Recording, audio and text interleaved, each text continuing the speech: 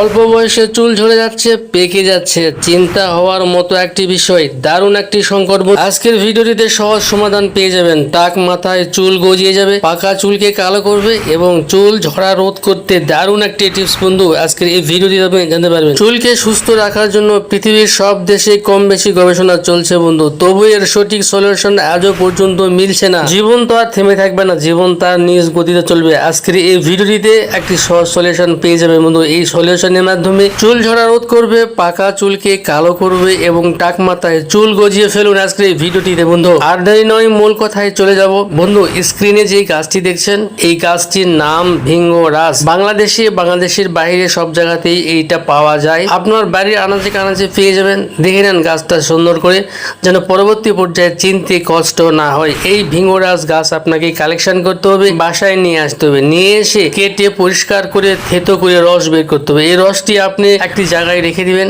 সেখান থেকে আপনি নারিকেলের তেলের সঙ্গে মিশ্রণ করে দিনে 2 বার আপনি মাথায় লাগিয়ে দিবেন। দেখবেন আপনার অল্প কয়েকদিনের মধ্যেই দেখবেন আপনার মাথার অনেক পরিবর্তন চলে আসছে। দেখবেন আপনার পাকা চুলগুলো কালো হয়ে যাচ্ছে, চুল ঝরা রোধ হয়ে যাচ্ছে। যদি কারো টাক মাথা থাকে ব্যবহার করবেন, টাক মাথায় নতুন করে চুল গজিয়ে ফেলবে বন্ধু। আজকের ভিডিওটি কেমন লেগেছে কমেন্ট করে জানাবেন।